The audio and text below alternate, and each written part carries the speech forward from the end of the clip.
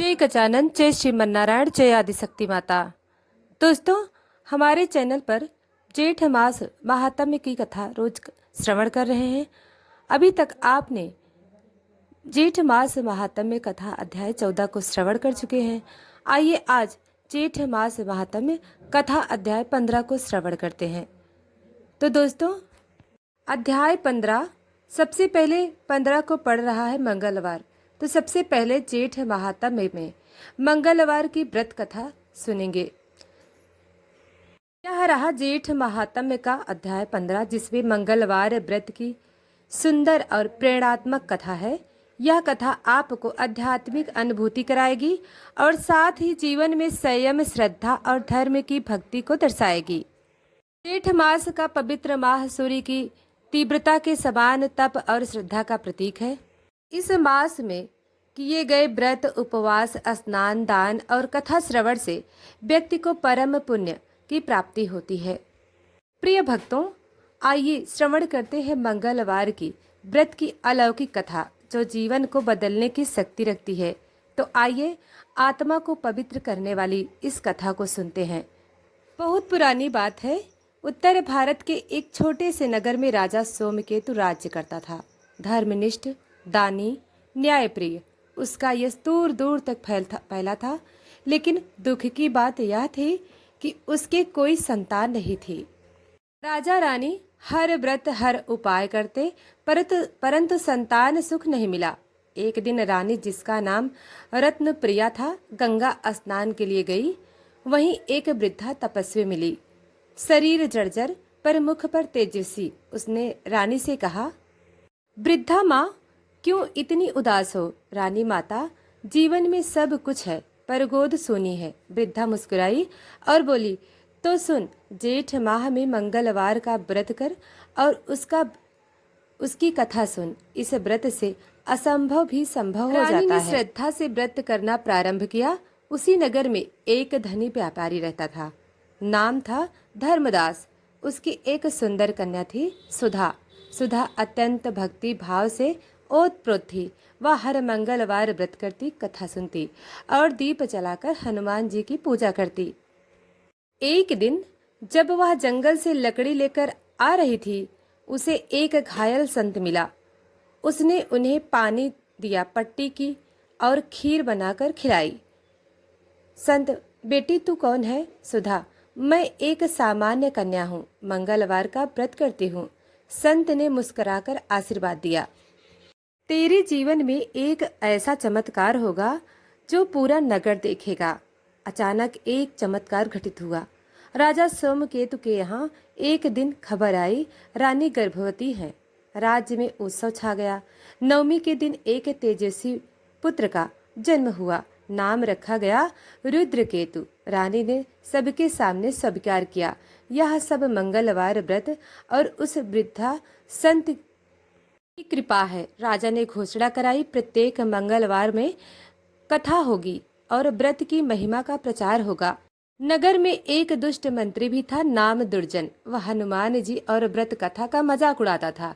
वह बोला, कथा सुनने से क्या होता है? भाग्य कर्म से बनता है।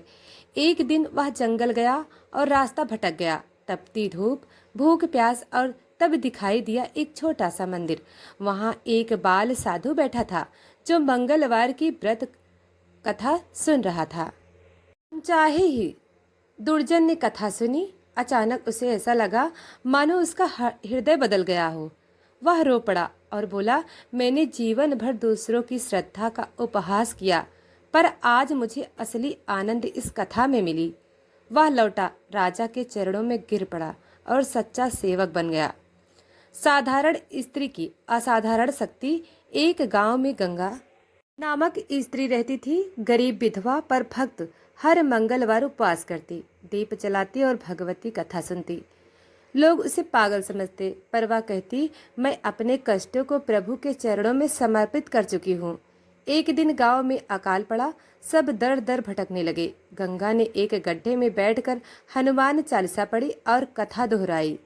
रात भर दीप जलता रहा। सुबह वहां से एक जल धारा फूटी।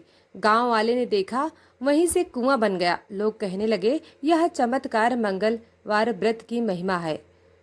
राजा ने नगर में एक विशाल मंगलवार कथा महोत्सव करवाया, जहां साधु, गंगा, तुड़चन सभी आमंत्रित हुए। वृद्धा तपस्विनी पुनः प्रकट हुई और बोली, जहां मंगलवार की कथा, व्रत और सेवा होती है, वहां स्वयं भगवान राम के साथ हनुमान विराजते हैं।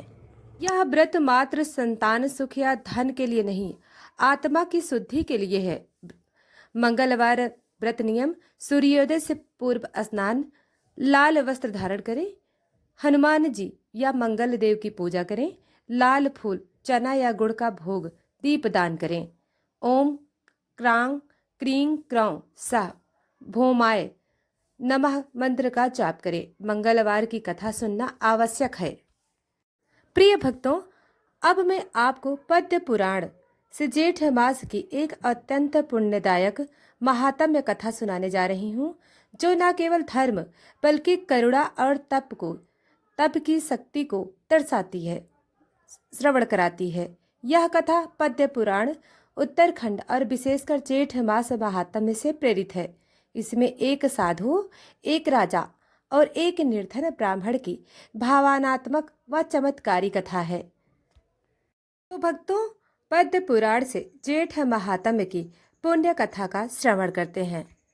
प्राचीन काल में जब जेठ मास आता तो तपस्वियों और भक्तों के लिए यह समय आत्मशुद्धि, तपस्या, सेवा और व्रत का काल होता था। इस मास में जो भी स्नान, दान, व्रत और कथा करता, वह समस्त पापों से मुक्त होकर स्वर्ग को प्राप्त करता। उसी काल में यह कथा घटित हुई। राजा हेमकेतु अपनी धर्म निष्ठा के लिए विख्यात था, परंतु उसे एक दुख सताता था। राज्य में सुख सुविधाएं थी, पर भक्ति की लहर नहीं थी। एक दिन वह वन में शिकार के लिए गया। प्यास से व्याकुल होकर वह एक झरने के पास पहुंचा, जहां एक सन्यासी ध्यान में लीन था। राजा ने हाथ जोड़कर पूछा, मुनिवर, आप कौन हैं और इस निर्जन वन में क्यों तप कर रहे हैं? सन्यासी ने आंखें खोली, नेत्रों में तेज था। वे बोले, मैं विवेकानंद हूँ। जेठ मास की सेवा और तप ही मेरा उद्देश्य है। यही महीना है जब ब्रह्मा से लेकर साधु तक पुण्य कमाने के लिए प्रयासरत करते हैं। राजा ने पूछा, हे मुनिवर, क्या केवल जेठ मास में ही सेवा करना श्रेष्ठ है? मुनि मुस्कुराए। राजन, एक कथा सुनो जो पद्म पुराण में वर्णित है। एक समय काशी में एक ब्राह्मण सुदर्शन था, निर्धन पर अत्यंत श्रद्धालु। उसने संकल्प लिया कि वह जेठ मास के हर दिन गंगा स्नान करेगा, कथा सुनेगा और एक दीपक जलाएगा। पहले दिन भूखा रहा, स्नान किया। दूसरे दिन उसे भोजन मिला, केवल सूखा चना। तीसरे दिन उसकी पत्नी ने मना किया, इतना भीषण तप, शरीर जल जाएगा। पर सुदर्शन बोला, यह जेठ मास है, जो इसे सहता है वही तपस्वी कहलाता है। भूख सहूंगा पर व्रत नहीं छोड़ूंगा। देव परीक्षा और चमत्कार। इंद्रदेव ने उसकी परीक्षा ली। एक दिन एक भेष में व्यक्ति आया और बोला, मूर्ख, कौन सा पुण्य मिलेगा तुझे? इससे कथा सुनाकर क्या राजा बनेगा? सुदर्शन मुस्कुराया, राजा नहीं बनूं, पर भगवान की कृपा पाऊंगा, यही मेरा राज्य है। वह दीपक लेकर गंगा किनारे बैठा रहा। रात्रि में आंधी आई, दीपक बुझा नहीं। अचानक चारों ओर प्रकाश फैल गया। भगवान विष्णु प्रकट हुए। ब्राह्मण, तुझे देख कर हम द्रवित हो गए, वर मांगो। सुदर्शन ने कहा, हे प्रभु, सभी को भक्ति दो और मेरे जैसे निर्धनों को साहस। भगवान ने उसे काशी का विद्वान और गुरु बना दिया।